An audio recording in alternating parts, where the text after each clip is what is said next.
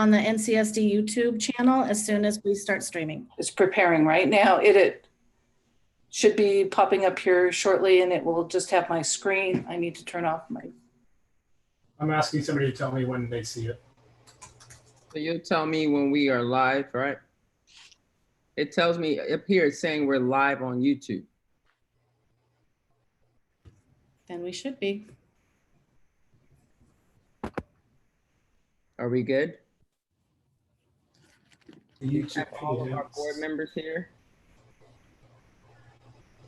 I don't see it yet on YouTube.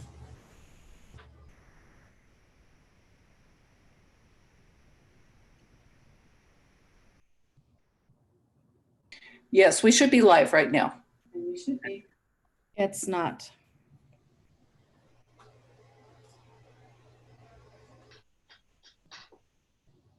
I'm not seeing it playing.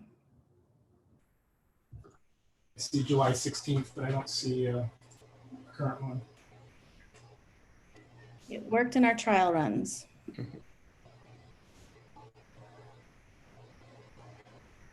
Sandra, are you in communication with Tino or should I?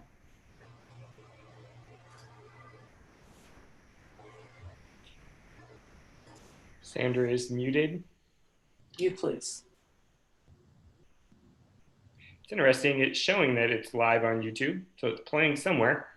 Mm-hmm. Trial runs. It is live. I am watching it right now. Okay. Sandra, are you in communication with Tino or should I? No, it is live. I'm watching it. Everybody needs to turn off their YouTube. Otherwise you're broadcasting. It's about a 20-second delay. So everybody needs to turn off YouTube. Okay. And I then was going to say, Sandra, I can see all of you on YouTube right now. Everybody that has their video and mic on. We're live. and we need It's to hit. live. So Sandra, we're live. It's 7:10. Cindy, are we ready to go? Yes, we are recording. Excellent. Well, welcome everyone. We apologize for the short delay. This is our first time using the NCSD YouTube live option. It is hopefully an easier forum for many of you to watch our meeting. Super excited to have all of you here at this time. It's July 30th. This is our special meeting. We will start with our agenda item, which is on real estate. I will pass it over to our superintendent, Utterback. Good evening, members of the community, our board, and district staff joining us tonight. Our first agenda item tonight is an Amendment 3 proposal on the sale of surplus property for property at 172nd Avenue.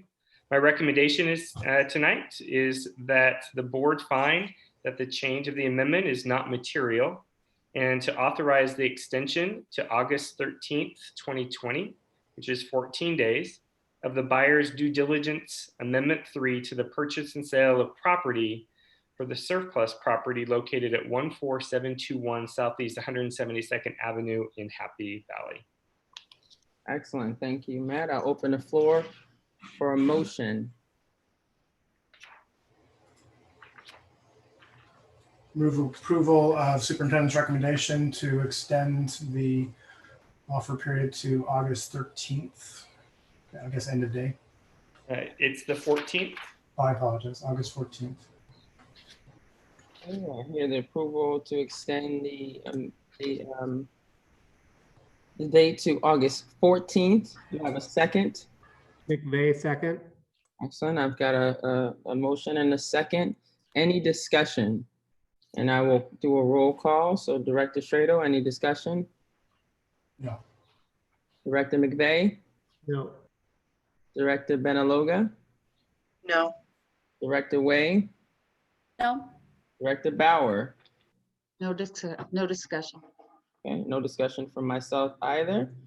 We will move to our vote. I will also do a roll call for that. So yay or nay, Director Strado? Aye. Director McVeigh? Aye. Director Benaloga? Aye. Director Way? Aye. Director Bauer? Aye. There you go. And myself is also an aye. So it's unanimous. We will give that extension. Thank you, Superintendent. Next thing on the agenda, of course, is our also popular topic, and that's the Ready Schools Safe Learner 2021 report. And I must say, before you give the report, Superintendent Utterback, that you guys have been working tirelessly and just super excited about the work that you guys are putting together. And I know that we can't make everyone happy, but we are trying our darndest. So thank you in advance for the work you guys have done. I'm pass it over to our superintendent. Thank you, Chair Ford, for that. Tonight we have what I'm guessing will be a fairly lengthy work session with you. This is a discussion item tonight. And let me get started with some opening comments. What you have in your board packet is the superintendent's recommendation that for the 2020-21 school year, that the North Clackamas schools will open under the comprehensive distance learning model through at least November 10th of 2020. And then asking for some additional authorizations to the superintendent. And there are 4 of those. The first is to transition to the hybrid learning educational delivery model after consultation with you, the board, with state education officials, and in the consideration of the public health related metrics that were distributed by local health officials earlier this week. Looking for the authorization to establish a temporary 1 school year virtual online program. Looking for authorization to temporarily adjust the adopted district calendars and seek retroactive board approval within 30 days of any adjustments. We'll talk about that, the reasons behind that in a few moments. And finally, to establish temporary physical distancing and other public health related requirements on school district property. So that's the discussion, the recommendation coming forward. And we'll structure this format tonight under the following agenda items. So I want to talk a little bit about the timelines that we're working within. We're going to talk about kind of the district direction and some guiding principles and guiding documents for us. We want to review the health metrics that have been outlined by state officials. Dive more deeply into the instructional models. We have some more detail to share with you tonight. Again, discuss some of the operational planning protocols and practices that we're working on, and then conclude with some further questions and answers. So as we do each of these, I will stop. I think there's about 4 sections here, and we'll stop after each section and provide the opportunities for the board to ask questions at the end of each section, and I'll kind of help facilitate that tonight. Perfect. So just to make sure that we're all on the same page regarding current planning, as you recall, our last meeting, we shared with you a lot of the efforts that have gone in to collect stakeholder feedback from our students, our parents, and our staff. And that last thought exchange concluded on July 21st. And we're using that feedback, and you're going to hear about how we're using that feedback in our planning processes. We're here tonight with a board update. Earlier today, we held 3 sessions for our staff, had nearly 700 people participate in some updates with our staff that we did today. Next week is a big week in the school district. We will continue to share revised proposals and details with our staff, as well as our parents. And then on August 5th, next Wednesday at midnight, we're asking our parents to have made a decision on the educational model that they would like their students to be in next year. The week of August 10th, the following week, we will have needed to have submitted our plans to the Clackamas County Public Health Department. That will be followed later that week on Thursday, August 13th, with another board meeting, which again, we will spend probably considerable time updating the board on where we are with reopening schools. By Saturday of that week, we must have submitted our plans to the Oregon Department of Education. And then a couple weeks later, September 8th and 9th are our identified first days of school on our school calendars. Do not see those dates changing, but I think what will change is what that first week of school will look like. It's going to be a gradual rollout, and that first week will provide opportunities for staff to connect with students in small groups, potentially individually, to make sure our students and families have the necessary technology that they need, perhaps do some training for our parents and students on that technology, provide some additional time for professional development for our staff.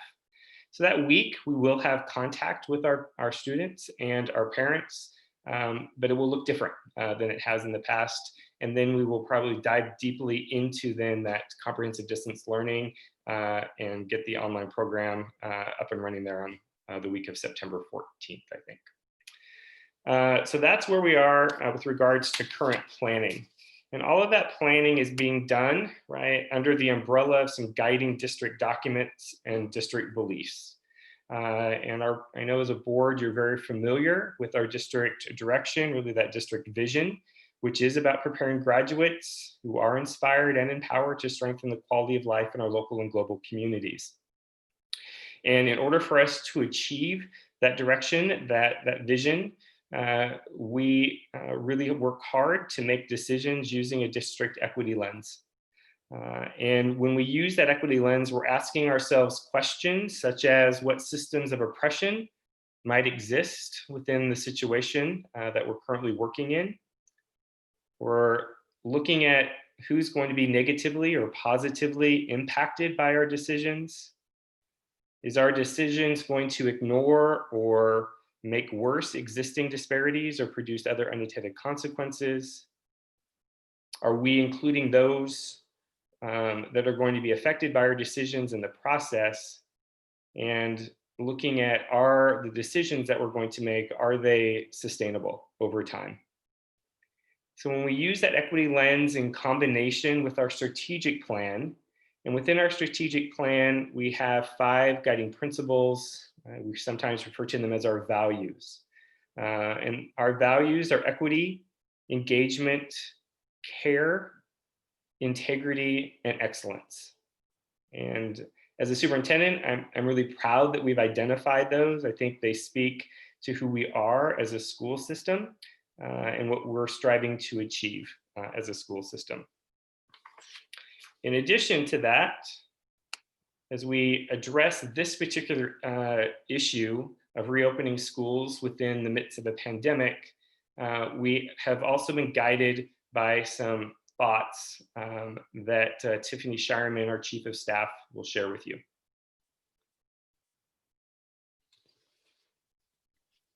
Good evening, all. Central to North Clackamas School District's strategic plan and mission is a high quality education and the academic progress of every student. As North Clackamas initiated its emergency planning back in March, we focused strongly on the 3 guiding thoughts here in determining actions to take. And the same guiding thoughts have stayed central to our planning around the opening of the 2020-2021 school year. First, we're committed to low rates of COVID-19 virus transmission in the community. We are a large employer and a large educational institution when you consider over 2,000 employees and 17,000 students and their families. We recognize our role in public health in a community and that we need to be cognizant of the whole community's transmission rate. We also have worked to coordinate our actions to underscore safety and care for people, for humans, for life. And we've now are focused strongly also on standing ready with multiple educational delivery models. We recognize that the educational delivery models that have served us for the last few years, given the current health and community needs, we're going to need to be looking at these other models.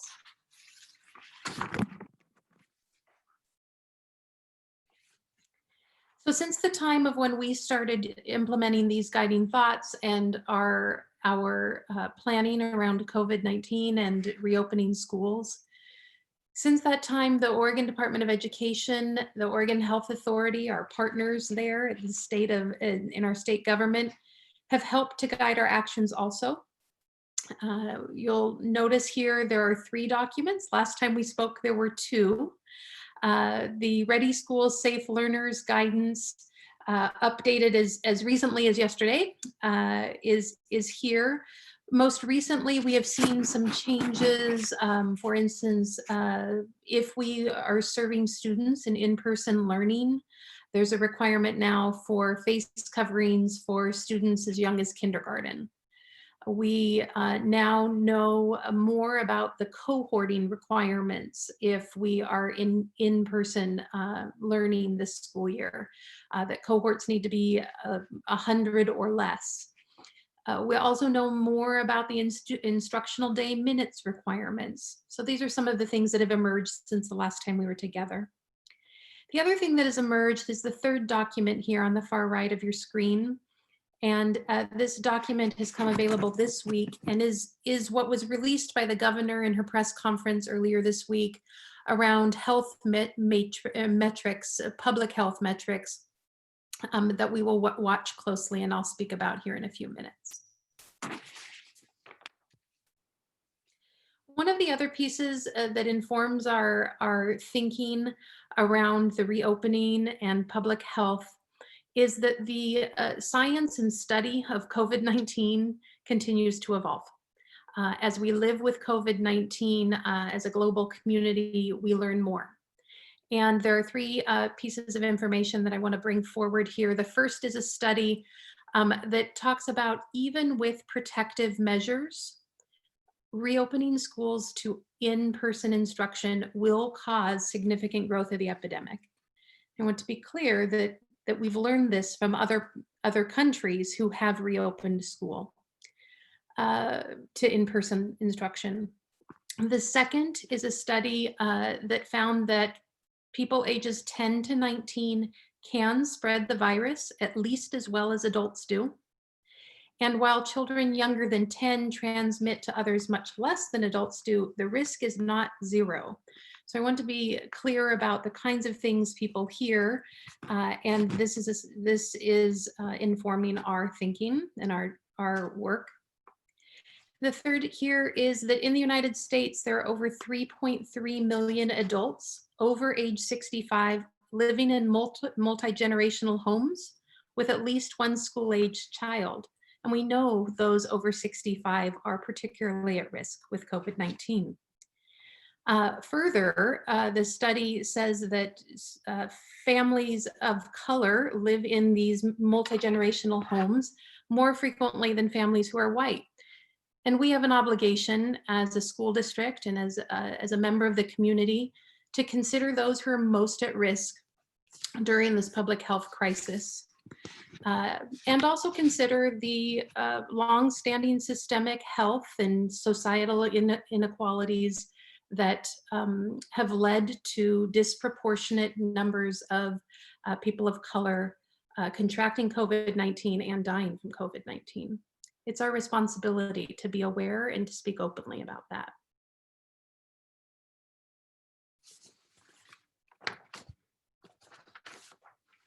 I mentioned earlier that the 3rd piece of guidance that we've been reviewing and working with this week is the Oregon Health Authority's metrics on COVID-19. And what was released here, this document that was released and is available online, discusses specific metrics that now are in place in order for a school district to consider going back to in-person instruction. These metrics have to be in place. This is a statewide requirement for public and private schools. The metrics include some data pieces at the county level and at the state level. So specifically, in order to engage in any in-person instruction with students, the case rate in the county needs to be at or less 10 cases per 100,000 in the preceding 7 days. and the test positivity rates, the rates at which people test positive when tested for COVID, needs to be less than or equal to 5% in the preceding week. Also, the state metric for test positivity needs to be less than or equal to 5% in the preceding week. So I point these numbers out, but it's most helpful if you have some kind of a recent reference. And for recent reference, Clackamas County has been at approximately 34 cases. So 34 cases per 100,000 population for the week that ended July 25. And test positivity has hovered at 3.7 to 4% in the past week, the week ending July 25, I should say. State has hovered just above the 5% for the week ending July 25. It's important to note there are two numbers there that are highlighted in yellow. And those two that are highlighted in yellow, while those are the requirements to move to in-person instruction, with a case rate less than 30, so if that number was less than 30 in a county, and the second number there highlighted in yellow, if that was less than 5, a school district could very cautiously and planfully proceed with in-person instruction for specific groups. And those groups were identified and prioritized in the government or in the governor's documents. At this moment, we don't meet that threshold, to be clear.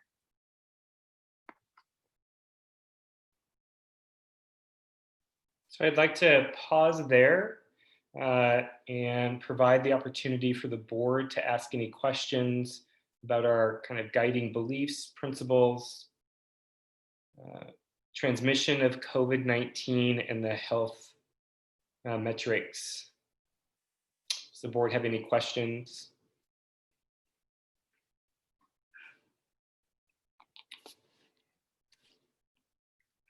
And as a reminder, I am presenting, I can't see anyone. And so Libra, I'm gonna need your help. I do have a question, but I think I saw Director Bauer unmute herself. So I see, if you guys know how to use the hand raise, please do that also. So I saw Director Bauer, Director McVeigh, and Director Wang. So Director Bauer, what do you got? Thank you. I heard you say, Tiffany, the word consider opening up. Could you talk just a little bit more about that? Because I think, you know, one thing we're hearing is that decision, and maybe you'll talk about that more, but people are, I think in the community, are concerned about when we do open back up and that decision. I know that the decision to have online, our leaders were one of the first in the state to decide to keep with online learning and not go back because they really care. We consider life really important, but I'll stop there. And just to give it context, one of the 4 things that Superintendent Utterback has asked us to consider is the transition to hybrid after consultation with us. So that consideration would be one of the things that we need context for. I guess to follow up though, we also, you have in the past, you considered staff, you considered the risk factors, you considered parent letters. So it's more than that, right? That goes into that decision. Matt, would you like me to go ahead or would you like? Go ahead, Tiffany. All right. A couple of thoughts. The first piece is until earlier this week, the state of Oregon's stance was it was the school district's decision to determine if they would be, if students would be in-person learning or if they would be comprehensive distance learning.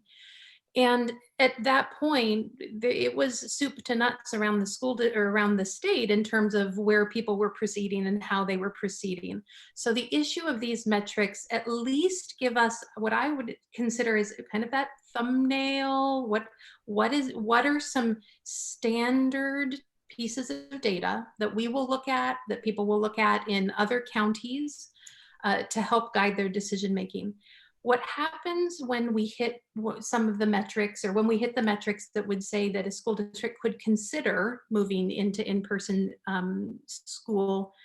We'll be having the exact same conversation we have had over the last six weeks or so around what are the hospitalization, and there's other data that we would be interested in. What are the hospitalization rates? What is our current public health what are our current public health leaders saying currently? What are our families saying? What are your impressions? Where's our workforce readiness? What are our labor associations saying about readiness to return to in-class instruction? I don't see any situation where there'd be a flip of a switch that would, based on 3 numbers, a switch would flip. Matt, do you have anything to add? I would agree with that, Tiffany. Thank you for that explanation. We are a school system that is prioritizing safety and care for our staff, and as our chief of staff just identified, I don't think we're a system that makes rash decisions. We have been thoughtful and deliberate and careful in our decision making as we've gone through this pandemic, and we're going to continue to do that. And I think for our community, our staff, and our parents, right now, the recommendation is that we will be in comprehensive distance learning through that first week and a half of November. That is the end of our grading period. And I think initially right now, my thinking is to make decisions based upon those grading periods. What I don't want us to do is to create a system in which we go into in-person learning, and then all of a sudden, 2 weeks later, we're back into comprehensive distance learning because the data has shifted. And so that data may shift here in a month to where we're below that 30 cases or fewer per 100,000 population. But I will want to see that rate stay below 30 for a number of weeks, and making sure that the trend is continuing downward. So I think that Mitzi, I hope that helps answer your question. And I know that we have a lot of parents that are listening tonight as well. Our parents also need some consistency, and that is also one of the reasons for our November date, is to let parents know, here's where we're going to be for the first 2.5 months of the school year, and then we'll make a decision on what the next 2.5 months will look like. Thank you, guys. Director McVeigh? So just so I'm clear, there isn't a recommendation to have different cohorts have opportunities that the governor laid out, such K through 2 or SPED, should we get below these rates of transmissions or infections, where we could bring them back on campus? Yeah, no recommendation now, Director McVeigh. Like I said, I think that we're going to need to see the trends truly seeing the trends going downward and holding and continuing to drop. There may be, some isolated cases where we get below that 30 rate, in which I'll come back and have a conversation with the board about. We think that we're okay, for example, doing some physical therapy with some of our students that need physical therapy. Would we be okay bringing in one student and a family at a time to do a special education assessment? Would we maybe be okay bringing in 1 or 2 students to do an authentic assessment in a CTE course? But I would say any large scale numbers of students bring back like an entire grade, we're going to need to see. My recommendation to you would be we would need to have a conversation with the full board and really see that downward trend happening in this virus. Thank you. Director Way, I see you, Director Stradle. I see you. Director. Yes. Thank you, Chair Ford. I just have one clarifying question. So I believe the last meeting that we had in a discussion with the board around this. My understanding was that there wasn't really a clear protocol around children having to wear masks in the schools. But now I'm hearing, Tiffany, in your update that there is now that requirement if students were to return back to school as early as kindergarten grades. Is that correct? That is correct. I'm opening up to the page just in case there's follow-up question. Okay. So yes. Okay, thank you. I just wanted to clarify on that because again, I think my concern around that is just how do we, I think it's hard even in the adult population to right, like enforce the mask wearing and all of that. And I just can imagine that could be another potential challenge that we would have to probably talk about as a district in terms of how do we enforce that, right? Especially with 6-year-olds and 7-year-olds. So just wanted to bring that up as a potential issue. Thank you. Director Wade, Director Strado. Thank you. Just wanted to have clarity because I don't know if it was OHA or ODE that updated the mask guidelines. Were the mask guidelines also stated to say we can require, or is it to ask? The wording is face coverings are now, this is from the Oregon Department of Education. And for those of you keeping score at home, it's page 24 in the Ready Schools document. Face coverings are now required for all students in grades kindergarten and above, along with all staff. Certain accommodations are noted in the guidance below, and then it goes on to some accommodations. Okay, thank you. Thank you. I have one question.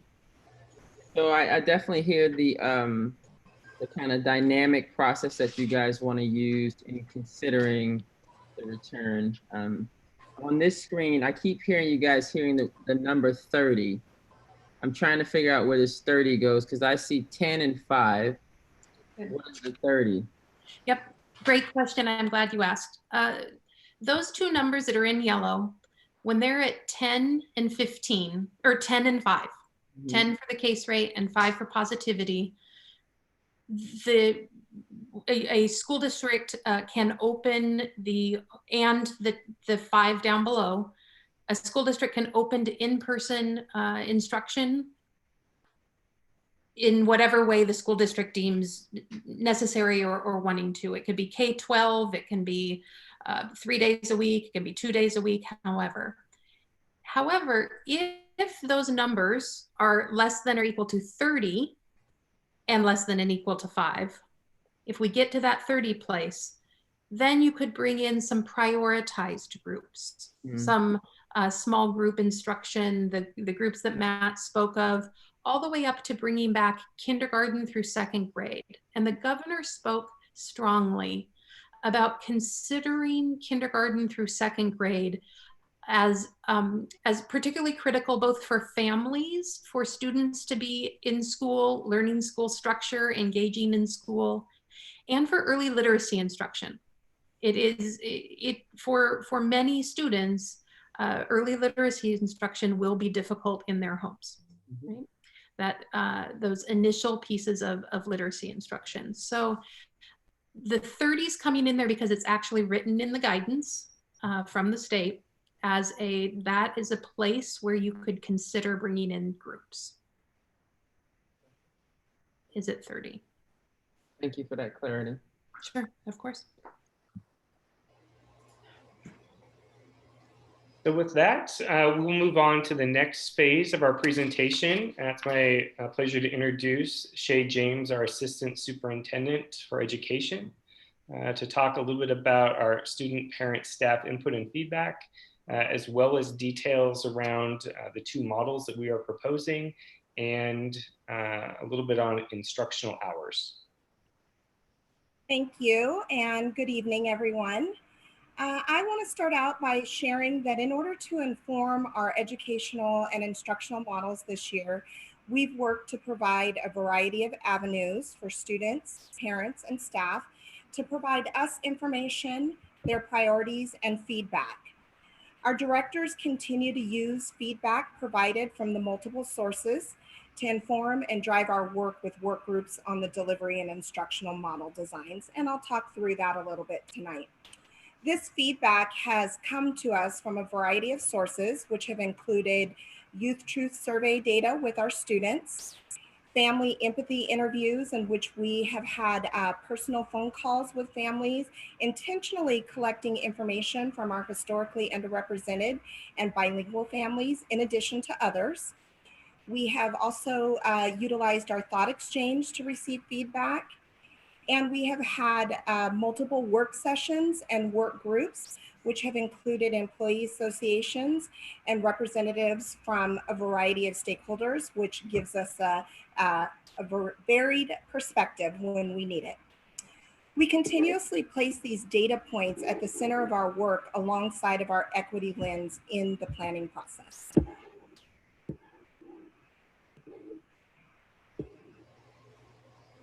So here on this slide, you see our educational delivery model that is depicted in a visual form. And we put this together to try to help our staff and students and families better understand some of the nuances of the models that we are currently planning for. However, it's important for me to point out that this was created before the new guidance document came out with the cohorting information and some additional details that are there. I just want to draw your attention to the top left-hand corner of this visual depiction, in which we talk about some foundational information around comprehensive distance learning. And I'm going to go into more details around that here shortly. When you move from the comprehensive distance learning, as you've heard folks talk about, we will move into a hybrid model, which you see below. And again, some of this information was created prior to the new guidance document that came out yesterday. And so there could be some changes to that, but I think it still gives folks a good idea of what we would be looking at. It's important for me to remind folks that we would stay in the comprehensive distance learning model through the end of the first quarter. And prior to the end of the first quarter, we would utilize all of the tools, safety metrics, and multiple measures, as you just heard our board and chief of staff and superintendent discuss earlier, and having assurance that we will not be moving into the hybrid model until it's determined safe to do so by all of the different components that are there. On the right-hand side of this visual is key foundational information around our third model that we are planning for, which is our North Clackamas School District online virtual program. And I'll go through details with that here shortly. I'm going to share information with you this evening on a little bit more details as I have shared, but I also want to let you know that not all of your questions are going to be answered, and we are working hard to answer those questions and make sure that families have what they need to make informed decisions. So here, this shows that we have formed 4 large work groups that often divide into smaller groups when appropriate. Sometimes they divide into groups based on content, and sometimes they divide into groups based on level, elementary, middle, and high school. But these are the work groups that are informing the work that we are doing. And the work teams are comprised of colleagues from NCEA, which is our Teachers Association group, OSEA, which is our Classified Association group. We also have administrators involved, district office staff, social worker representation, counselors, instructional coaches, engagement specialists, etc. And not limited to those folks that are involved in the work groups, but just wanted you to have an idea of what it looks like and how we're bringing in multiple perspectives to inform the work. The teams are attending to the essential requirements and recommendations from the Oregon Department of Education guidance documents that our chief of staff was sharing with earlier. in addition to best practices that we're using. And here on this chart, you see a small example of topics that each of these groups are addressing. So this is not exhaustive, an exhaustive list of what they're going, but what they're doing, but it gives you a bit of an idea of what they're looking at. Each group is led by a trained facilitator who is using essential questions, group norms, best practice research, the feedback from parents, students, and staff, and our equity lens. These groups are working to address the instructional and delivery model for many different components. And I want to give you a few additional examples of the work that they are tackling that's included in this, but not limited to. So planning for the continuation and providing services and language acquisition needs to our English language learners. Planning for accommodations and supports for our students with disabilities. And I do want to note here that the Oregon Department of Education is not coming out with the service model guidance for special education until August 11th. And so while we are doing our best to start planning and preparing for what the service model for our students with disability would look like, we will not have the official guidance until August 11th. And so keeping that in mind in terms of final decision making around what that looks like. We're also looking at strategies to best support various groups within our schools, such as our teen parents and our PACE program. We're looking at grading and assessment and the alignment of that to our priority standards. And another piece that I just want to point out is that we are looking at how to best support our families who would like to access partner support, such as our school-based health centers, mental health providers, etc. I know there was a question last time, will our school-based health centers be providing COVID testing? And so we're working to see what the options are around that and what our providers can do to support our families within all of this. What I will share is all of these work group components are being worked on for both educational models, all educational models, regardless of what choice families make.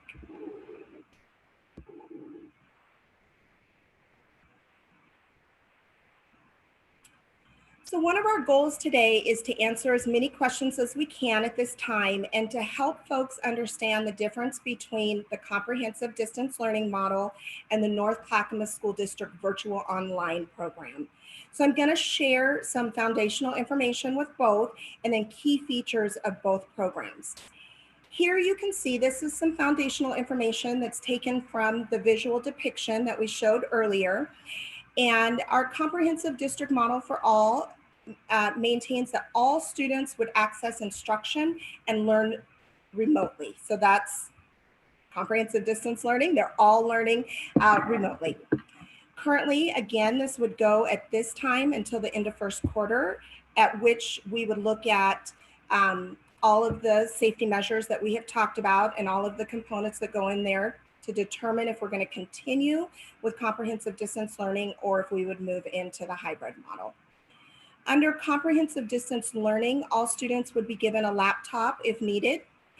And I want to point out again, as we shared last time, that this learning model will be more robust and interactive than our distance learning model that we had in the spring, distance learning for all. So we've received a lot of feedback on that and are really taking time to do some planning as we move into this.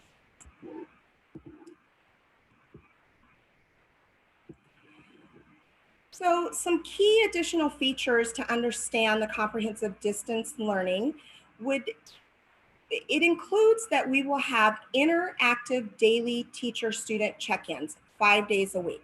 So we want to make sure that folks know that our teachers will be checking in with students every day to just see how they're doing, make sure we're on track, what the needs are, and all of those kind of components. This model will include video instruction and interaction with teachers and peers. I know that's a question out there, and this will include that video interaction and also will include recordings within that. So if we do have students that can't log in at the time of the live video session, that they would be able to go back and look at that later so that they could then continue with the work that they need to do. Within this model, students will maintain connection with community schools, teachers, and peers from their home school. So your peers that you've been going to school with, your teachers that have been teaching you in your school buildings, you will maintain connections with most of them that are choosing to stay in the comprehensive distance model. And we will utilize the North Clackamas School District curriculum that's aligned to priority standards. Our teaching and learning department is working very hard on that and making sure that we will be doing professional development with our staff so that we can keep that moving there. In the comprehensive distance learning model, our high school students will maintain access to career and technical education courses at our Sabin-Schellenberg Center. However, I do want to point out that this will be online. And so it's important to know that it will look a little bit different than it normally does. And we know that a key feature of career and technical education is often that students have hands-on learning experiences. And so we are working with our administration and the staff at Sabin-Schellenberg to see how do we make sure that if students need kits at home in order to be able to do the hands-on and follow along with staff, that they have that. Or if it's a place where we cannot do kits at home where they can do that, that we have teachers that will have GoPro cameras mounted to their head where they can show that virtual learning experience. And so kids can see what that looks like, as that's a feature of CTE. In addition, we're really working hard to meet the needs of all of our students and where the entry points are for them, and essentially looking at differentiated learning. And so what do we need to do to support our students to be successful in comprehensive distance learning? As we all know that they will come in from a different place, especially after we just had distance learning for all. In addition, if families who are currently in magnet programs within our district, I want to make sure that you know that we will continue the learning feature of that particular program. So for example, if you are in a dual language immersion program, you will continue to access the language in the learning through the academics. And so just want to make sure that folks know that we are building in those components to the comprehensive distance learning for our magnet program. I do want to direct your attention to, you see a little place up here on this slide on the top right-hand corner. We do have an FAQ on our website if you go to the front page that has many questions around comprehensive distance learning. And if you have a particular question, it might give you additional information and answer the question that you have if I have not done so this evening. So in addition to our comprehensive distance learning, I want to share some foundational information around our virtual online program that we are creating. This is a temporary 1-year all online program. And I do want to note it's important for families to know that if you choose this option, it is a commitment for the entire school year. Students will also be given a laptop if needed. And like the comprehensive distance learning, this option will be more robust and interactive than the distance learning for all model that we had in the spring. One component of this is at this time, we have limited the number to 550 students district-wide. And families, as they make their choice about which option they want, if we have more than 550, we will have to look and see if we're able to accommodate. And if not, we'll be moving into an enrollment lottery for this option.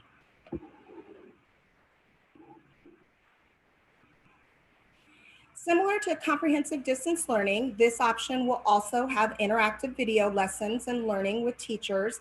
However, it's important to note that it will require more independent learning for students. So if independent learning is difficult, then we would want to look at comprehensive distance learning for your students. So again, there will be interactive video, interactive learning, but it will require more independent learning. This program will also be made up of teachers and students from a variety of school communities from across our district. So students will not necessarily be with the peers that they have been going to school with or have the same teachers that they may be expected to have in their home high school within this model. The curriculum will be web-based and will be provided predominantly through Edgenuity, but we will be utilizing Odysseyware where it makes sense. We will offer career and technical education courses online through Edgenuity.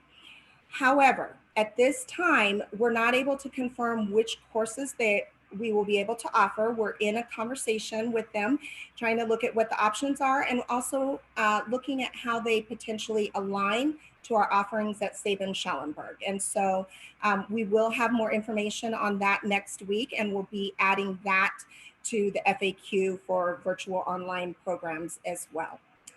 In addition, if families are in a magnet program within our district, you will be able to move back into your spot the following year. And I know that that has been a question that has been surfacing for many of our families. You will not be required to take an assessment to get back into the spot that you held prior to moving to the distance online or the online virtual program, if that is a choice. However, it needs to be clear that we will not necessarily be offering the same learning features in the online program. So if we take the same example with our dual language immersion, we will not be having students access instruction through language in the dual language immersion. However, we will do our best to look for opportunities to supplement for our students after school and independently on their own. And so we're looking at a combination of how could we give supports to families where they can try to bolster and beef that up for students, and then where are some places that our staff can come alongside after school and maybe offer optional opportunities for families that are looking for that.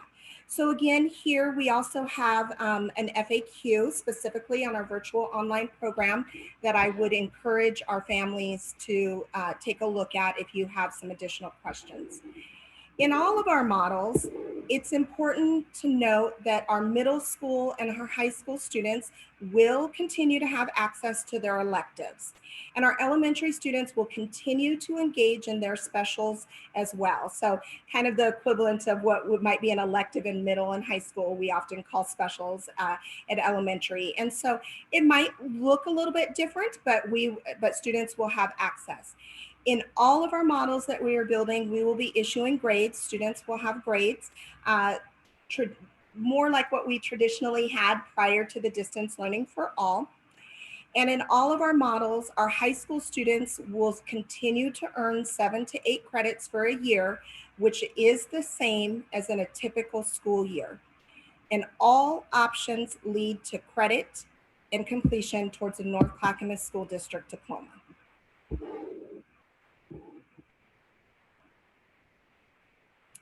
So I'm going to turn our attention a little bit to instructional time. I know there's been a lot of questions about what does the interaction look like between teachers and the applied learning. And this slide does a great job of showing an illustration of this. I want you to pay attention to the greater than or the less than symbols on this slide. So as you see, this is guidance that has come out of the Oregon Department of Education, which is telling us that teacher facilitated time must be greater than or equal to 50% of the instruction time. This includes synchronous learning and asynchronous learning. So video learning, interaction, and independent learning is what that is getting at. When we talk about applied learning, so that's a little bit more of the independent, okay, now we're going to take what was taught by the teacher or what was discussed in the groups and we're going to apply it to the learning. It is less than or equal to 50% of the time. And I want to point out that this could be a 51-49 split. It could be a 60-40 split, but must follow the greater than or the less than as the minimums. Applied learning times include support staff and related service provider things that we need to do with students. And right now what we're looking at in terms of the school schedules is that we would have 4 days a week of instruction. and still have the 5 days a week of teacher-student check-in time. So 4 days of instruction. However, we will be checking in with students 5 days a week. During the flex day, where we're looking at the day where we're not having instruction, this would be a time where we'd be looking at other opportunities during this day, such as office hours, planning time, professional development, student supports, IEP meetings, parent connections. This might be a place where we could do some of the optional learning opportunities for kids. And so we're looking at how can we make that day robust for families that would like to take advantage of it, or how to support families if they need that within that time. And so this slide is also out of the Oregon Department of Education guidance, and goes into a little bit of detail, a little bit more details that shows you what the premise is for guiding our schools with the school schedule. So here you see the minutes that are the minimum requirements for the daily or the weekly schedule, and gives you a little bit more context of how we're coming up with the schedules that we are. So again, it's the minimums. It's not necessarily what you will see come out, but it does give you some ideas of how that time is looked at per grade level band. And I will say we do have some amazing work groups that have been working all week on our school schedules for elementary and middle and high school. And I know that that is questions that people want to know exactly what that will look like. And I can let you know that that will be shared next week and will be coming out. And so you will be able to see more details, but I think this gives you an idea of what we're looking at. Thank you, Shay. I want to stop there and provide an opportunity for the board to ask questions regarding the instructional models and the instructional time. So if you have a question, can you just raise your hand and then I'll start taking note and then I'll call you.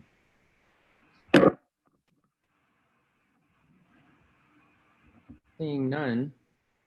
You guys are all, oh, okay. Director Strado, and I see you, McVeigh. My mute. So as far as meeting the minimum hours for the senior class, I would imagine has flexibility because of what's going on. But you know, you're removing the Friday. So is Friday a planning, meet with parents, meet with students via Zoom? It's just whatever happens kind of day, whatever is needed to happen.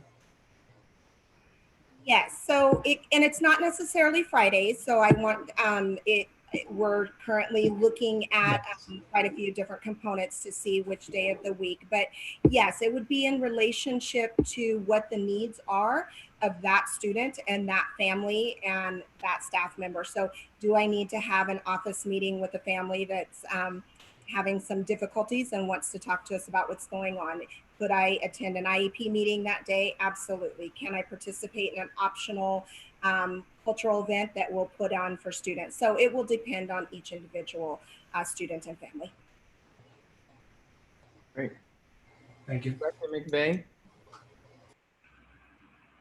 Hi there. Thank you for this. This was a lot. I can't even imagine, and still probably lots of unanswered questions.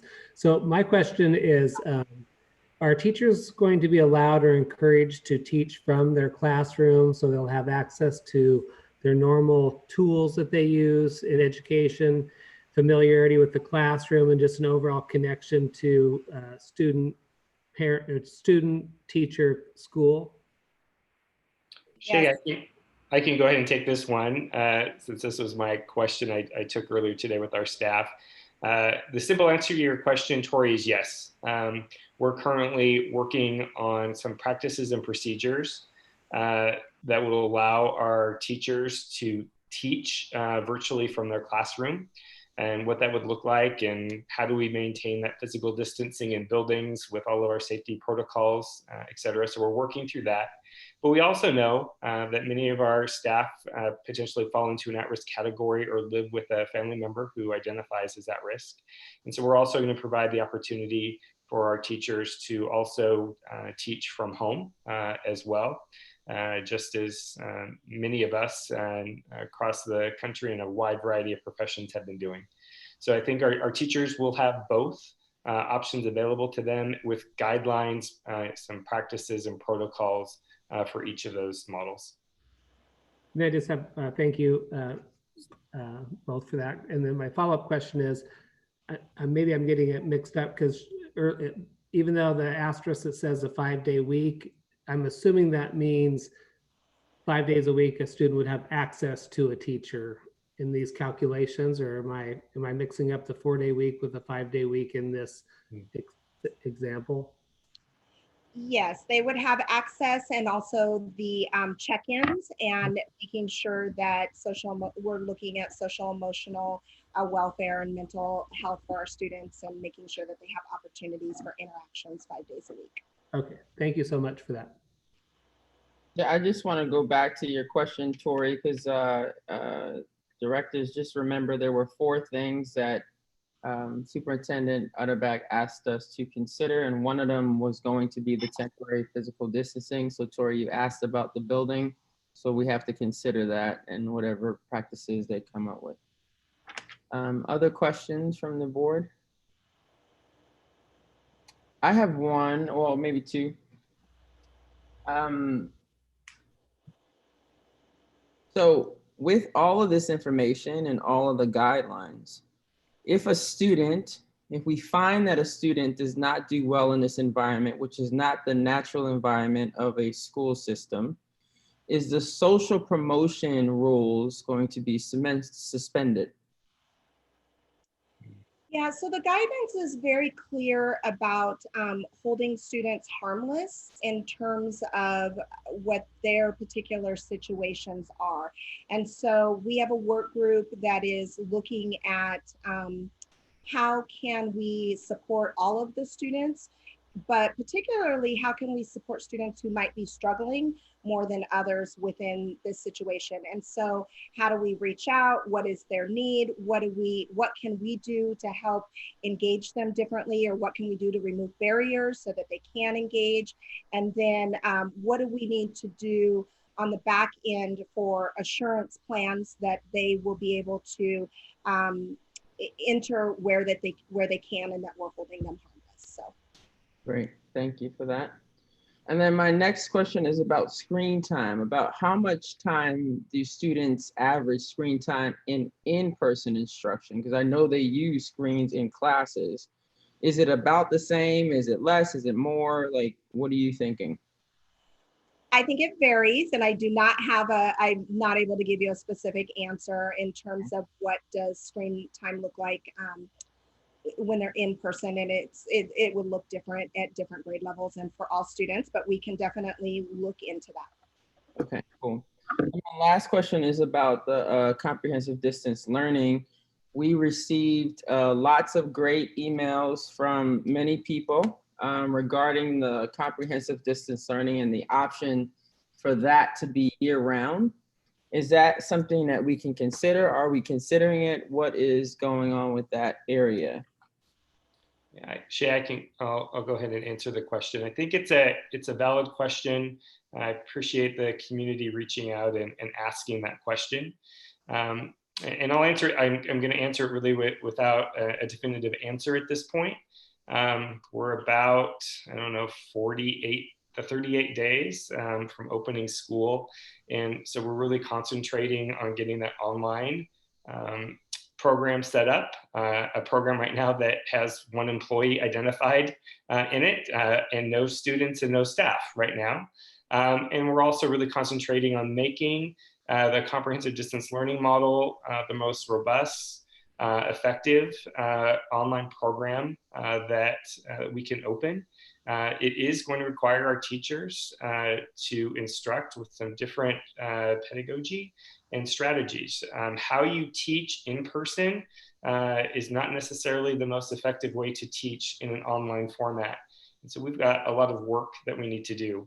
That being said, we have heard parents' desire to keep the comprehensive distance learning option available to them and their student if and when we return to online learning. And I don't have an answer today, and I would hope that I could provide more information to our parents and to the board within the coming weeks. It comes down to issues of staffing, keeping students and teachers together. So we'll weigh those options and continue to examine it. But we've heard from our parents and are committed to looking into that request. Excellent. And my last comment is I was going through our list of requests for you guys to touch on this time, and you pretty much have gotten through everything. I know that we haven't gotten to logistics left yet, so I won't even go there. But we did ask about parent training and PACE programming. We have any updates on that? So PACE programming, we're definitely in conversations right now with the administration team. They're looking at, what are the needs for our teen parents? How do they best learn? How can we remove barriers and get, help support with online learning? We will have better answers for you next week around that, but it is definitely a high priority and high topic for us there. In terms of parent training, are you talking specifically about technology or the ability to support students academically with content, or both? I can't remember which one of the directors had this question.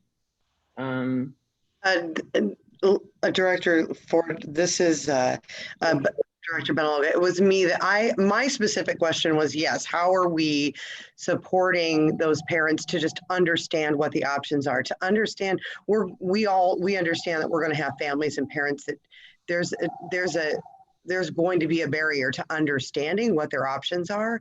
And once their child is maybe in the comprehensive distance learning, then just understanding the process, understanding the technology, and understanding how to support them at home. So important. Yeah, super. Do you want to talk a little bit about the first week of school and technology there and how that might also help support? Yeah, I'm happy to tackle this and Shay, if you wanted to add on anything. So there's a couple pieces that are going to happen this week and next week. So tonight, we have asked our principals to send out a letter to their school communities, understanding that it may take a few days. We've got principals that are scheduled to be out this week. And in that communication, we've added another visual document that explains the difference between comprehensive distance learning and the virtual online program. Kind of if it's this in comprehensive distance learning, this is what it looks like in the online program. So we think that will help parents make a decision. And then next Monday at 4 o'clock and next Tuesday at 7 o'clock, we're going to do 2 community forums for our parents. And we'll do it via YouTube. And so that it'll be unlimited access. Again, we'll figure out a way to take parent questions, but we'll do a similar presentation to this. Prior to our asking our parents to make a decision on which model they want by the end of the day on Wednesday.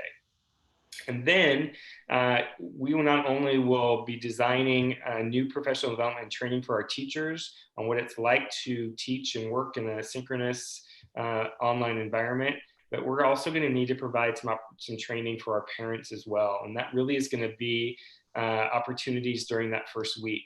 We're first of all going to need to make sure that students have a device, that they have reliable internet access, that they have the applications on their device to make sure that they can access the content and instruction in their teacher.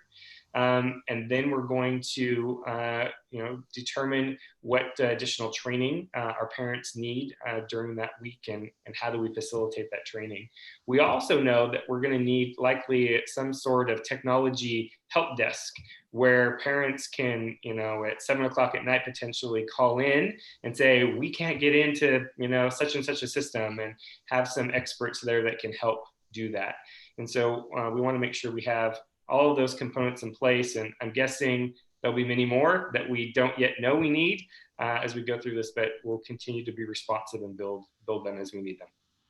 I would add two additional components. We will continue to update our FAQs that are on the website. And we also have one of our departments, instructional services, that is looking at how they can take some of the PowerPoints that we've put together and translate them into other languages so that families can better access, and then looking at where can we have language specific informational sessions so that we can support families and making sure, particularly our bilingual families, where they can have access to the information in language that translates well for them, because this does not always translate well in English, all of this. I have a couple other questions. I don't know if it's okay right now. Let me know. Absolutely, Director Benalova, go ahead. I was just going to ask you, does that answer your question? That does, thank you. What are we going to do? I just have a few questions. What are we going to do? What's the plan with families that do not respond by the 5th at midnight? Yeah, so we have folks lined up to start making phone calls. We're also not just relying on the form that we're sending out. There will be a text message reminder and poll. I'm not sure how it all works, but families will be able to go in through that way and indicate what their choices are. And then we will also be making phone calls, and that will be for language specific if needed, and a variety. Cindy might be able to talk a little bit more about some of that communication that's coming out, but we will have multiple ways to reach families. All right, excellent. And did I understand it correctly that if families choose the full year virtual online program, that there's going to be no language component, or are we just talking about, was that being more specific to families that have an immersion program? Can you clarify that for me? Yeah, so specifically, I was speaking around our magnet program. So our dual immersion being one. I know that that's been a question. So students will have access to world language as it relates to a course that's in Edgenuity or Odysseyware, but in terms of being immersed in the language like our dual magnet programs are, that will look different than it does in the comprehensive distance learning model. And then is that very clear when we're communicating with those parents that are in an immersion program? Are they understanding that that's not going to be supported if they choose the virtual online program for the whole year? We are trying to get that information out to folks. So again, as our superintendent said, the information that will be going out from our principals has clear information of what both models look like. In addition, we will be having a dual language immersion meeting for families and parents that need additional questions answered around that and making sure that they understand. So we are looking to make that as clear as possible. Okay, excellent. And I just have one quick question, because you did mention that teachers are going to be able to teach from school and they could choose to teach from home. Have we identified any tools or things that they're going to be needing at home if they do choose or they do need to teach from home? And what is the budgeting plan? Do we have space in the budget for that? Yeah, I will go ahead and take that. I think, first of all, our teachers did teach online for about 2.5 months, 3 months at the end of the last school year. And so for all of them, they were able to bring materials home, their computers, that sort of thing. We're going to continue to, have to make, some accommodations as they come up individually. I will say, no, we do not, in our current budget that you adopted back in June, there was not a line item that you adopted to support materials in classrooms. That being said, materials if folks teach at home. It will be, I will likely say that for some, teachers, they're going to need to likely decide, are they going to primarily be at home or are they going to primarily be at school? Hauling materials back and forth probably isn't going to be the most effective model for them, but we'll work with teachers individually and make sure that they have the materials that they need to make sure that they're going to be able to deliver that high quality education that we expect them to deliver. All right, thank you. And I just had one more quick question, and I don't know if it belongs in this space, so let me know if it doesn't. I'm just wondering what is happening with our alternative programs as far as those students that are placed in alternative programs. How does this overview of the day, and I know that that's probably adjusted based on the program that they're in, but how are alternative programs being affected, and are we still providing transportation? Are some of those programs going to be able to happen at some point? What is the threshold for those? Can I just ask a clarifying question? Because there is an alternative program that the state, there's a term that the state uses. And so what do you mean by alternative programs? The alternative placements that we, and for lack of a better word, those alternative placements where we partner with every year, yes. And someone may have a better verbiage than that. Thank you for the clarity. Yeah, with the state's new criteria around the health metrics, we do know that all educational programs, maybe with the exception of one county in Eastern Oregon, does not meet the in-person teaching requirements right now. And so all educational programs, particularly in the metro area, where we do send a handful of students to those, will be online starting the school year. And then as those health metrics begin to improve, it will be up to the school districts that those programs are in on whether or not they want to move to those in-person learnings. But I think all of our alternative programs, Gina, are going to need to develop their model initially in an online format. And are we following up with them as a district since we do send, is there some additional follow-up, I guess is what I'm asking, to find out about their plans for online and how they plan to support our kids that they have?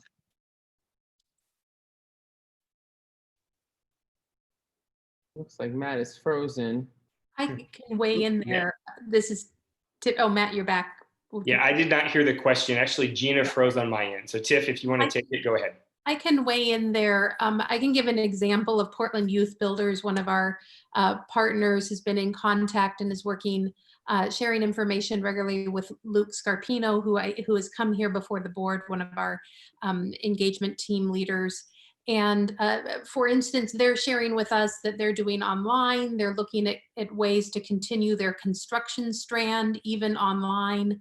They did have some success, some successful outcomes in the spring with GED attainment and with completing the construction strand. So I can give you that one example, for instance. It will be our responsibility, though, to ensure that we're in communication with all of our external placements. Absolutely. So communication is different than monitoring. And our responsibility monitoring for sure. Yeah. Absolutely. Okay, cool. Director Benaloga, you good? Perfect. Director Bauer? Real quick, I just wanted to follow up on a few details, and I really appreciate the staff's work on this and helping parents make that decision. And I know the contrasting the two choices, I think, will really be helpful, and having those meetings next week are great. So I want to really thank you for all of that work. Can you add to that list? I don't think people are realizing too that the comprehensive distance learning is our curriculum. So that does include AP, IB, all of those. But my question is around counselors, mental health access, and I think we may have touched on this 2 weeks ago, and activities. How are those contrasted with the two models? Will there be more counselors? counselors available on the comprehensive distance learning. My concern is the families and the students that are isolated and struggling. So parents and students can help make that decision, what's best. Yeah, so I will say there will be counseling support at the virtual online program. It will look a little different than the comprehensive distance learning. There will need to be some synergy and some collaboration between the counselors that are at the home high school and the counselor that's at the online program in terms of, you know, caseloads and all of that kind of components that we're looking at. Right now, one of our large work groups is a work group. Well, we've got two, I would say, that center around this. One's around family engagement and communication, and one's around social emotional learning, trauma-informed care, and mental health resources. And so they are currently in the process of looking at what are all the different components that we can offer to our families within the two models, and how do we make sure that students and families can access that, and that we're also reaching out and following up with that as well. And so we will be able to share additional information on that next week when it comes out, but I can't tell you we're looking at it for sure.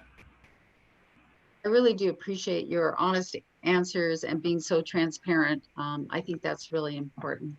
That we, you know, this is all new. It's all developing. So thank you so much for all the work you're doing. And I just want to remind all of us to be kind and patient. Thank you. In these times. That was perfect. Even though you paused it, it all got out. So that was good. I have one question and then we can move on, Matt.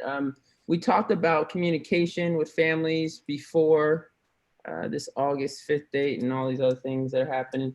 Is there a way for us to get the prefix for the school just pronounced on the website? Just so folks that may have some anxiety about picking up strange numbers can know that this is the school calling? I'm not sure I'm understanding the question, Director Ford. I can answer that. Okay, go ahead, Cindy. Unfortunately, we cannot. It is a 1-800 or 888 number or something like that. And we've asked that question before. So the question is when the text message or the school district sends out an automated phone call, it appears as some unknown number to our families and they don't answer the phone. So what we've tried to do instead is get the message out. This is the phone number. It's always going to be this phone number, and it could be your child's school or it could be the school district itself calling. Please save this number in your contacts and label it NCSD or you know, Tabitha's school or whatever they want to do so that they'll pick up the phone. So we've gone that route instead. Perfect. Thank you. Okay, I think we're ready to move on. Excellent. So our next session is around operational and kind of logistics planning. And I'm going to turn it over to Cindy Detchen, who is our Assistant Superintendent for Operations.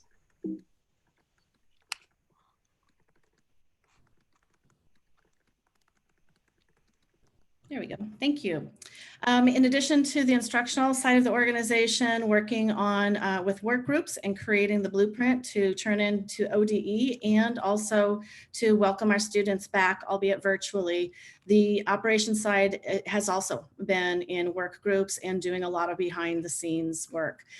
These are all of the components that have to be actually written documents, written plans and protocols in place. But most of these are for when we come back to the hybrid model or any kind of an in-person or have people in our buildings. And so physical distancing protocols and hygiene protocols, cleaning, disinfecting, all of those will have to be in place when staff comes back anyway. So we're getting those in our plan now and not waiting until we move to when students return. So all of these things will be available to the public on our website. And they are in, we're about 90% done with all of these. We have things ordered, the disinfecting materials, et cetera. We have been working with our HVAC technicians to make sure that they are creating the most efficient systems that we possibly can.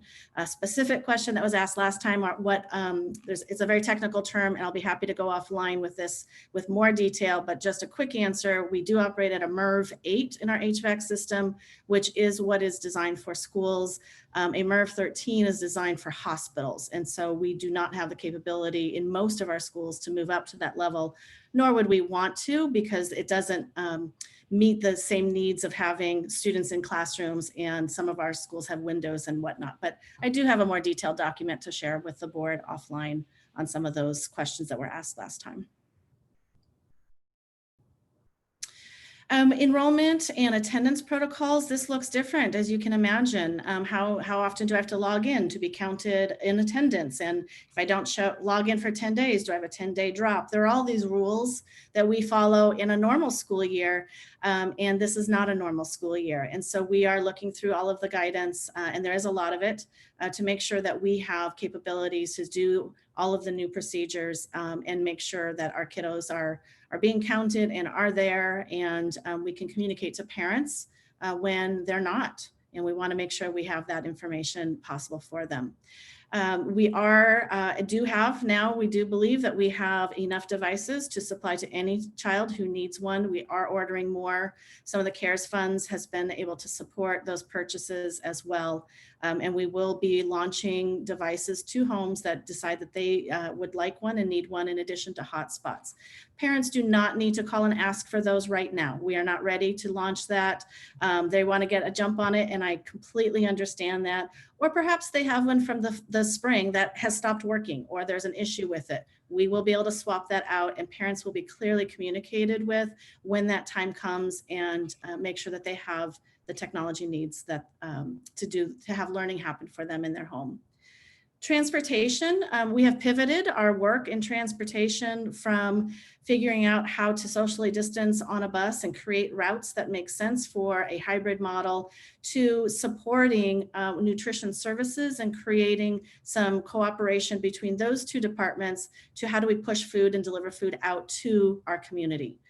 We do need to get some waiver from the state in order to do that, but we have applied and we will be working toward that. But right now, our work with transportation really is on creating a plan, locating best spots to do that. It would not be door to door. That would be an inefficient system, but we can certainly find walking or hubs around our communities that would be within walking distance to support our meal service to our families. Facility use and care programming, those are together because they operate out of one department. Facility use is not happening right now in terms of any rentals. We should not be seeing folks on our fields, but unfortunately people are antsy and want to get out, and they are. And so we just try to very politely remind them that per current governor's orders and the current phase 1 that Clackamas County is under does not permit us to have large groups of people on our fields and using those. And so we're not being punitive. We're not calling police. We're just trying to have conversations when we see them and do that. We certainly are not allowing field use through any kind of a rental agreement.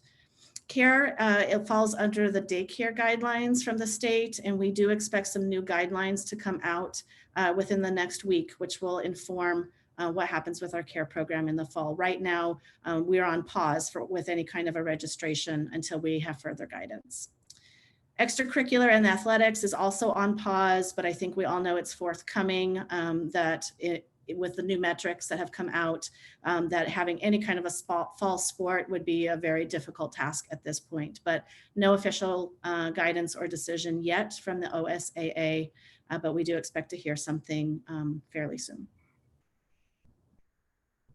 Communications, that has come up a few times. I just want to reiterate that we are continuing to send out multiple communications. Families did get an email this week. They had a phone call and they had a text message. Tonight or tomorrow, they're getting an additional letter from their school principal that has some more guidance around the two models, as well as a reminder about and an invitation to the parent meetings next week. And Shay mentioned all of the other individual follow-ups that we're having. One other thing that we're doing is that we're taking either this meeting is probably going to be one of the parent meetings next week, and we're going to translate it. And we're doing a voiceover.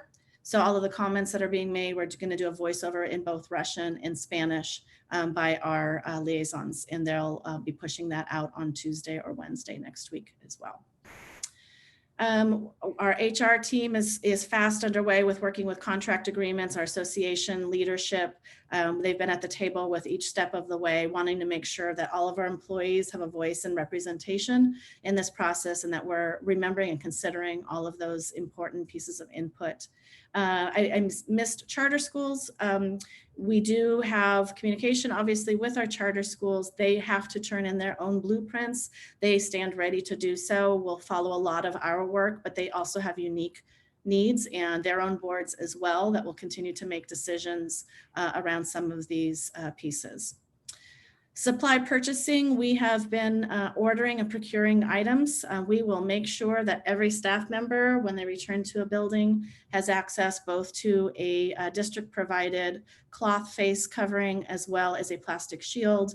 Their choice to what they use. They could bring their own if they're more comfortable with that. We want to rest assured that our staff does not have to go out and make large purchases to be safe, that we will be providing that, as well as wipes in the classrooms and disinfectant spray, plastic barriers in offices where visitors may be coming. Those are all getting installed as well.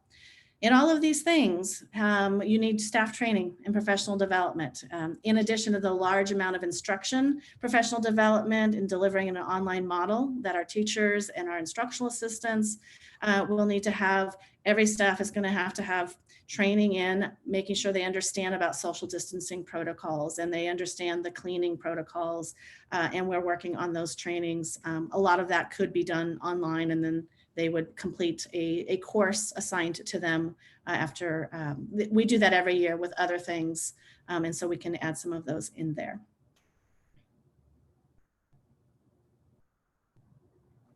Matt's on mute. That's on mute.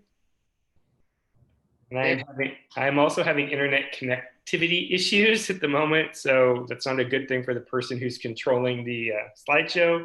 But the other piece I just want to add, at the last board meeting, there was discussion about producing some sort of financial impact report, and we will get that for you probably in September. But there are certainly places in our budget that we did not budget for. Some of this increased costs in technology and personal protection equipment, both for students. We lost you, Matt. I think I can fill Resources. There you go. Am I back? Yeah, you're back. I don't know how much you heard. Increased cost in technology. No, increased cost in technology. And so basically what I will share with you is that probably that first or second board meeting in September, we'll create a document and share it with you in the community of these are some changes that we're going to have to face in our budget due to some increased costs that we didn't perceive when we put the budget together. And here are some places in which there are some savings in our budget because of these delivery models. So that's coming as well. So with that, I'll pause there and see if you have any questions around the operational logistics components. Again, if you can raise your hand, then I'll line you guys up and then we can call you out. Any questions?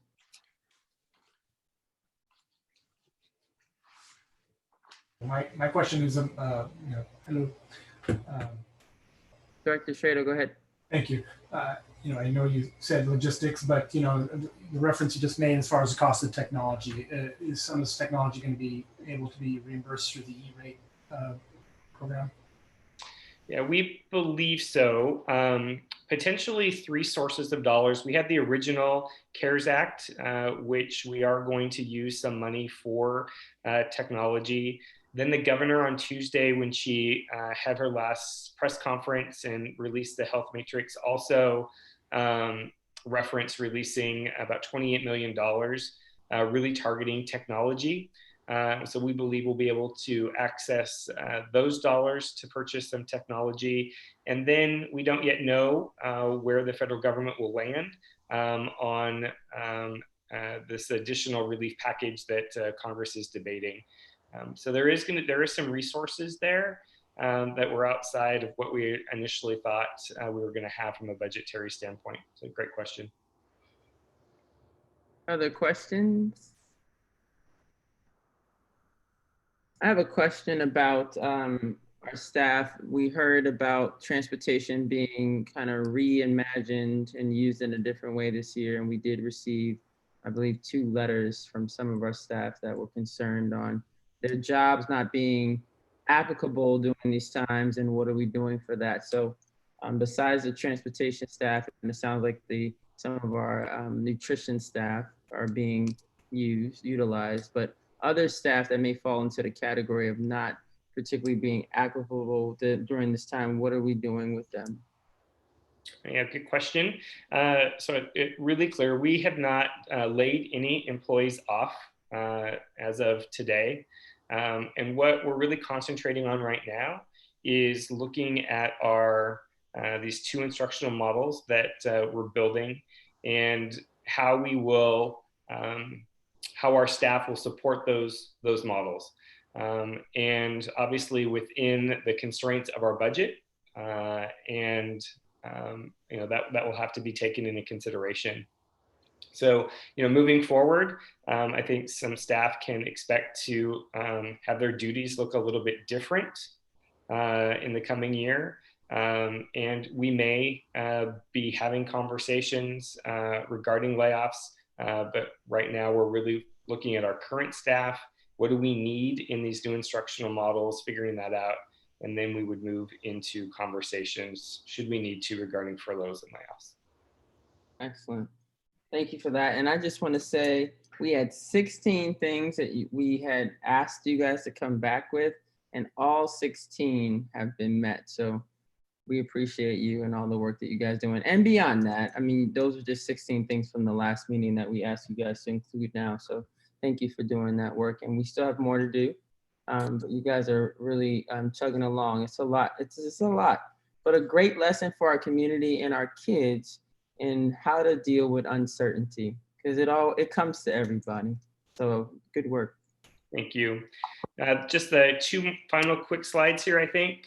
Some upcoming communications. I think we've referenced all of those thus far tonight. Again, just really encourage folks and the board to go to that district website, look at the resources that are on there. Those FAQs will continue to be updated pretty regularly. We are going to start pushing out again our HR staff and FAQ to our staff, you know, all kinds of issues around leaves and working conditions that are changing, and we'll need guidance there. Here is the information for the community forums next week. And then I just want to talk a little bit before we end tonight, our school calendars. This is one of the 4. I'm sorry, Matt, I just have one more thing to add to the slide there that Cindy brought up on that recap slide, and that was technology patience. So parents, we know you're anxious to get your technology, but we're asking that you're patient so that we can do it in the most efficient way. Thank you. Thank you. One of the 4 items in my recommendation is to allow me some flexibility to adjust the calendars moving forward, and knowing that I would need to come back to you within 30 days of doing that. I really don't anticipate us changing the start times or the We lost you. Matt, you're gone. We don't hear you. Hey, Matt, don't hear you. Negotiations with our employee groups. Oh, now we hear you. I'm sorry. So last thing was about the returning in 30 days on the schedule. The flexibility. Yeah. Yes, thank you. And so there's going to be a need, I believe, in the coming month for me and HR staff to enter into negotiations with our employee groups regarding adjustments to our calendars. Not around vacations, not around the start and end dates of the school year, but looking at some of those work days, some of those professional development days may need to shift based on the model that we select. So I'm asking for your permission to be able to do that, what is going to be under a short time frame, and then bring those changes back to you. Okay. And I believe we've covered the rest of the information on that slide. So next steps, further updates for our parents and staff coming up. We've talked about those as well. Ultimately, our plan submitted to the Oregon Department of Education by August 15th. And with that, if there are any closing comments that board members have or any final questions, I'm going to stop talking because it's not going well. Just quick question before directors ask questions and make comments. You had 4 things that you needed us to approve for. Do we need to do that officially, or are you just asking for consensus?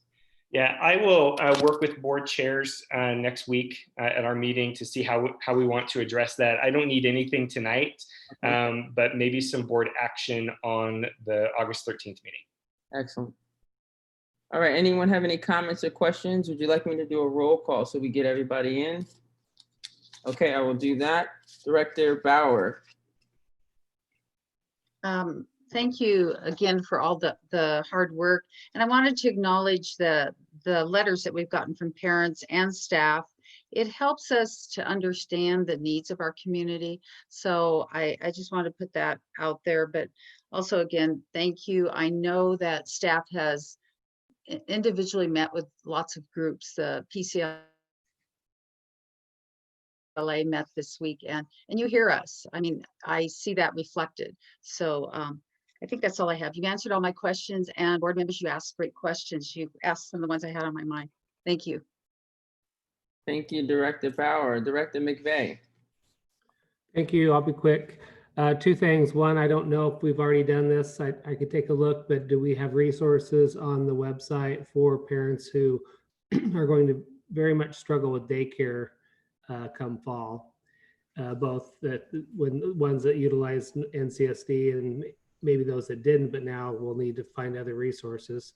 And then just, I've heard from a few parents on if the district is thinking of anything creativity wise for to get their kids out and getting them some organized exercise when they return from work, evening stuff that they can social distance, whether it's organized walking or running on the track, stuff that, again, with social distancing in mind, but something that they can maybe bring their kids to a campus or a high school, and maybe it's first come, first serve. Maybe the first 100 can do it, and something creativity. So something just to keep in mind. But I'm more concerned about parents and daycare. I can take that initially. We are waiting for the child care guidance. We really don't know what's out there yet and what is up and running. So, but we have been pushing folks to look at the 211. You can either text 211 or you can get on the 211 website. And that is a statewide organization that helps you find services in your area. Once we have more information in our area, we can certainly do that. We do have a standing work group that has gathered a variety of stakeholders, both providers, experts in the field, county representatives, and some parent representatives as well, to try to help facilitate conversations in the community, to stand up some co-ops or to help people find a way to connect with each other, those parents who have to work and can find a local parent who is willing to take 3 to 4 or 5 in a small cohort. We can't sponsor those, but we can certainly help connect people, and that's what we're trying to do.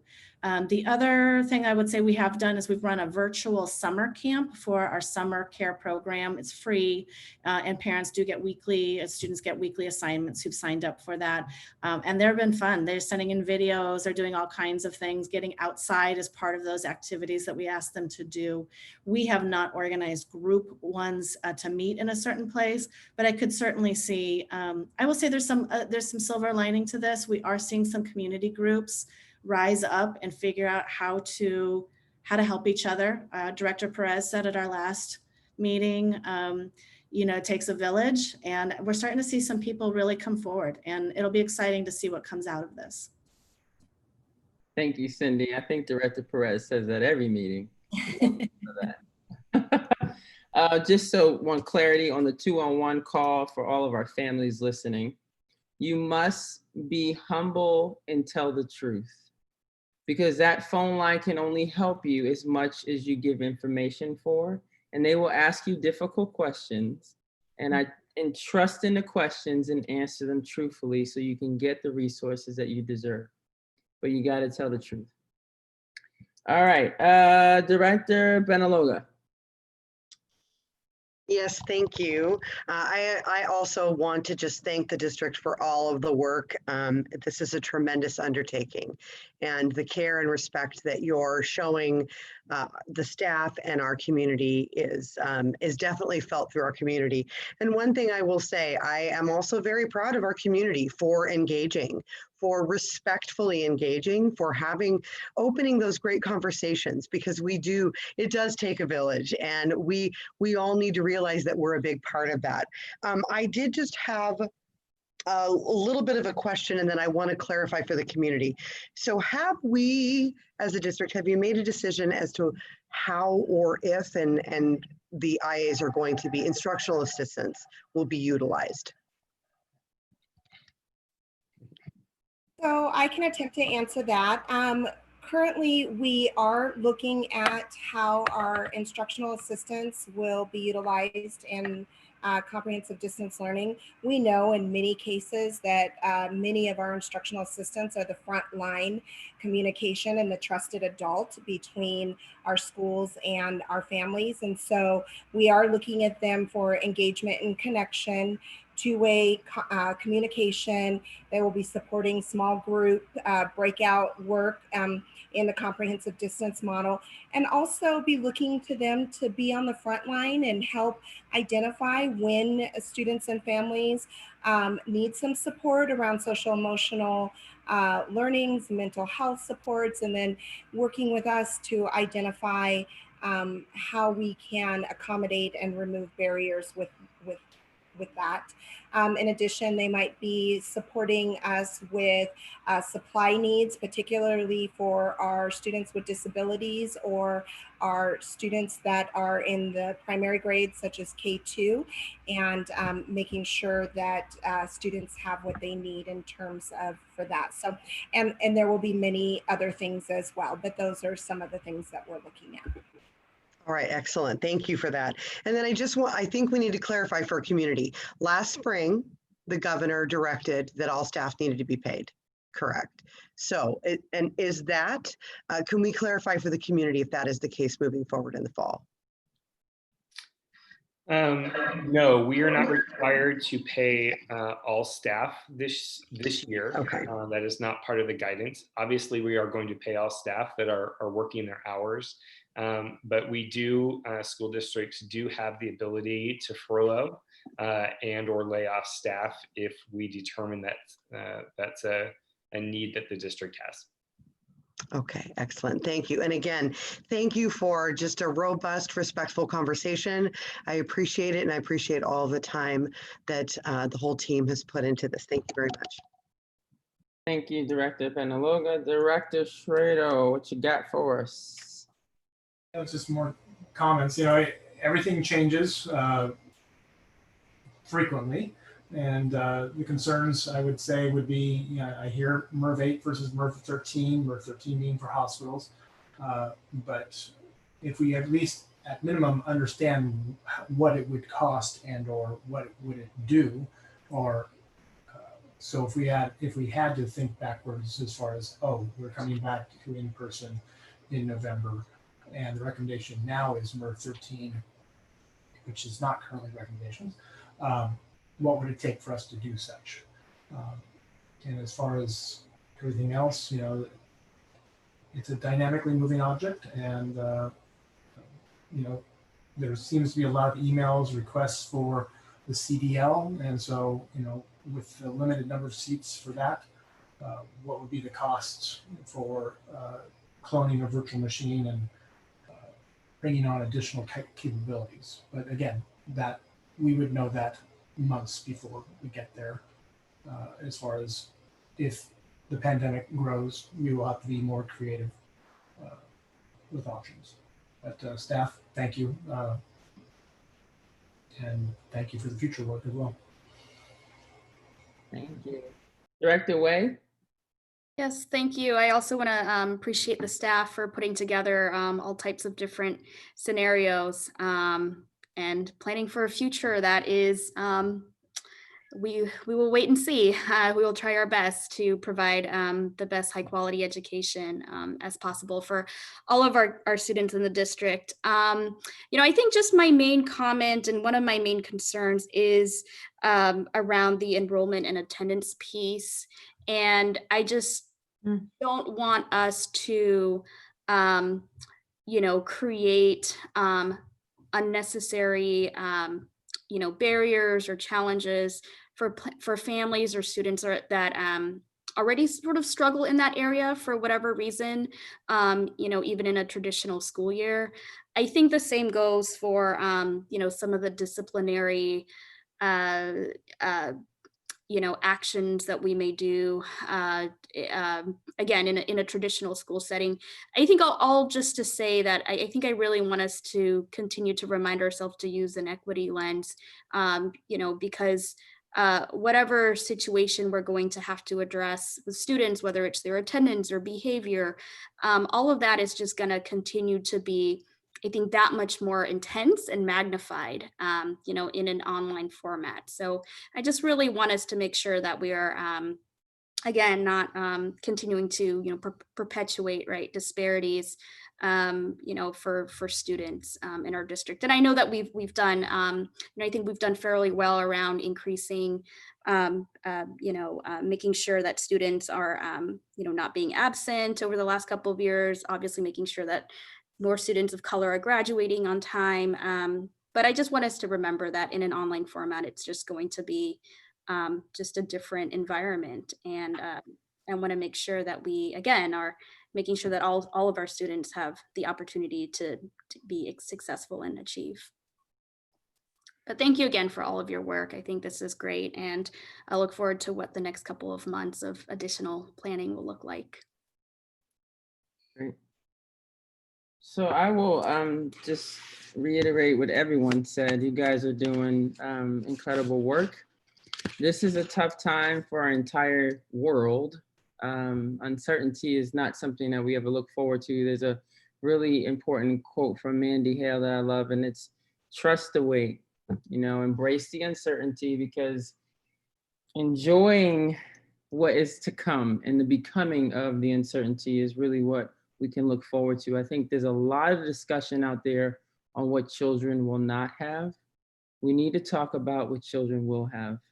This is a unique time where we actually get to create something that is aligned with each individual child. We rarely have that opportunity. And it's a beautiful time for us to take uncertainty and see what's possible. I believe that if you have breath, then you have possibility of doing something. And I believe every child has the ability to be successful in all environments.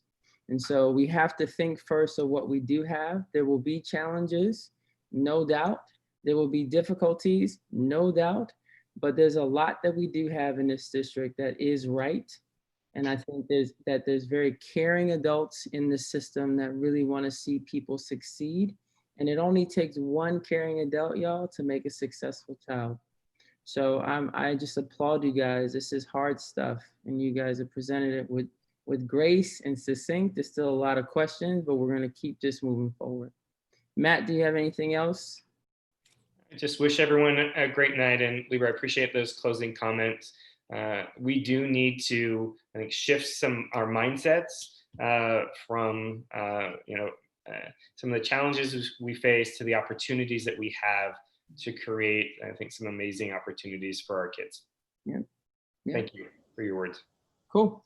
Well, it's 9:01. With that, I adjourn this meeting. Good night, everyone. Good night, everybody. Night.